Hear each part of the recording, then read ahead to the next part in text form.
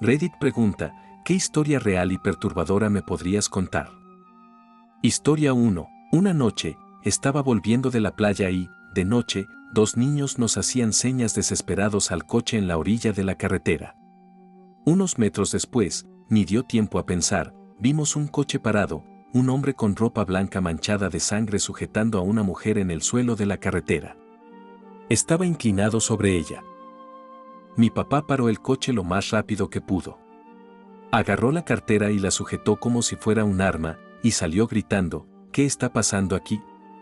Soy policía. Estoy armado. No era nada, pero él es grande y fuerte, impone respeto. El tipo dijo desesperado, es mi mujer. Se volvió loca. Me apuñaló en el coche. Mi papá vio que el hombro del hombre estaba goteando sangre y que, realmente, la mujer tenía un cuchillo en la mano y estaba intentando soltarse, pero el hombre la había sujetado en el suelo. Mi papá le arrebató el cuchillo y el hombre la soltó.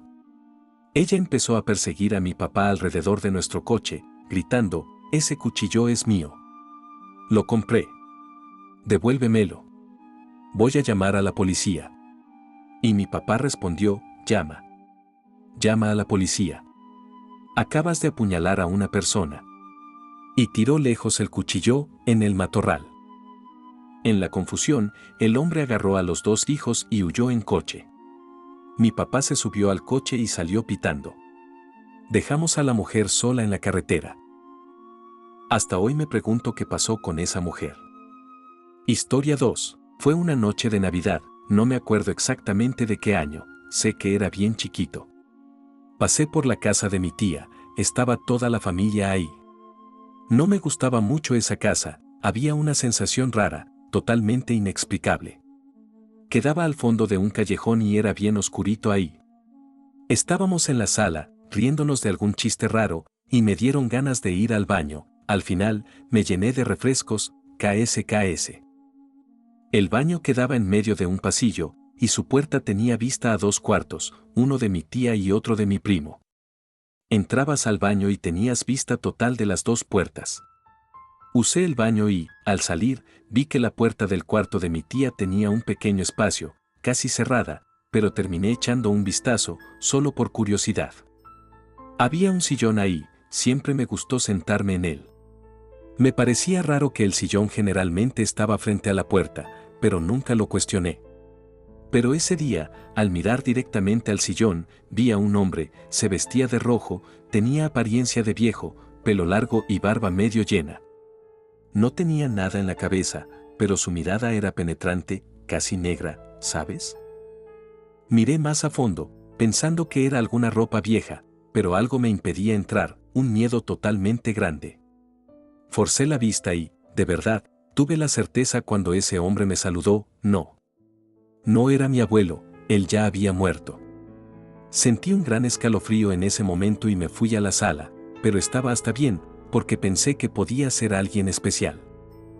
Al llegar con mi mamá, me acuerdo de haber dicho las siguientes palabras, creo que vi a Santa Claus. Se empezaron a reír, pero fueron a checar y no había nadie ahí. Esta historia es real, no sé qué podría ser, pero siento sensaciones raras solo con recordarlo. Historia 3. No sé si aplique a tu pregunta, pero a inicios del año pasado tuve la oportunidad de impartir unos cursos en el Tecnológico de Ciudad Cerdán, Puebla. La persona que me buscó para ese trabajo me consiguió hospedaje en un hotel llamado La Fuente. Todo transcurrió normal el día que llegué y el día posterior, pero para la tercera noche tuve una experiencia, quiero suponer, de parálisis del sueño, aunque fue muy extraño. De una forma tan realista como si llevara años de conocer la habitación, vi como alguien, o algo, entró a la habitación, se dirigió a mi cama y subió lentamente por mis pies. Lo único que alcancé a hacer, porque estaba oscuro, fue girar a mi izquierda, lleno de pánico y desesperación, para encender la luz, y, en cuanto pude alcanzar el apagador, desperté. Para haber sido un sueño, porque parálisis como tal no fue súper realista. Al día siguiente se lo conté a los profesores a los que impartí el curso, con quienes para ese punto ya había hecho buena amistad, y lo que me dirían me dejó con una extraña sensación de incredulidad y temor.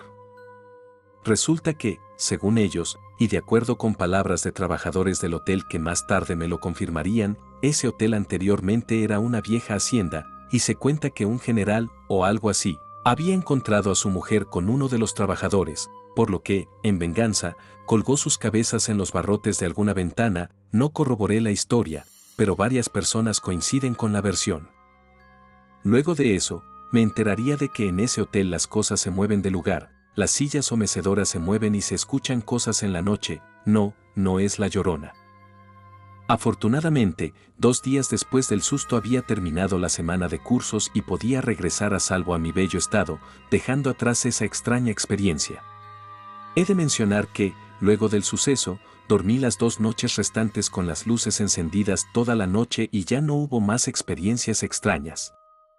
Historia 4. Viví en una zona que yo llamaría relativamente tranquila. Hace algunos años tuve un peculiar encuentro en la madrugada. He trabajado de noche por años.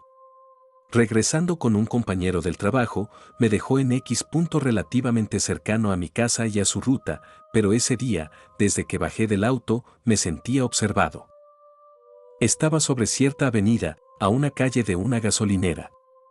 Para llegar a mi casa debía cruzar la avenida y un par de calles, de las cuales una es solo parques, pero usualmente no funciona el alumbrado público en ninguno de ellos, así que, cuando cruzas, la luz más cercana que veías es una calle más adelante. Hay una escuela pequeña que tiene sus propias luces exteriores por el problema del alumbrado, y, a la misma distancia, la luz más intensa del otro lado es una casa donde un señor abre su ventana a las 5:36:00 am para vender jugos, sándwiches y tortas. Por algún motivo, ese día no había abierto temprano el señor y, como no había mucha luz, me quedé donde estaba, mirando al parque. De un lado son bancas techadas y, del otro lado de la calle, es una cancha de basquetbol rodeada de árboles. Pero sentía que algo me miraba desde la cancha y pasé un buen rato mirando hacia ella. Creía ver sombras moviéndose, como gente usando capuchas o sudaderas, pues no veías un estilo de pelo y las ligeras siluetas parecían iguales. Tras esperar una media hora mirando desde donde estaba, pude ver cómo las sombras se movían un poco más lejos y ya sin agacharse tanto. Esperé unos minutos más y, al poco rato, pude ver encenderse la ventana del señor que vendía jugos. Ya con esa guía de luz, me puse las llaves a la mano y crucé el parque, pegado del lado contrario a la cancha.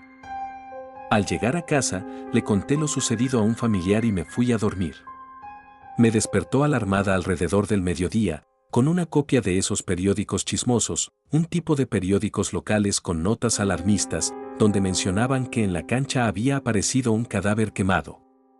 En ese momento, debido al grado de la combustión, no sabían si fue hombre o mujer. Si bien, en retrospectiva, pude haberme desviado algunas calles y pasar por otro lado, una parte de mí no quería darle la espalda a la cancha y me sentía lo suficientemente lejano y seguro como para poder correr en caso de ser necesario.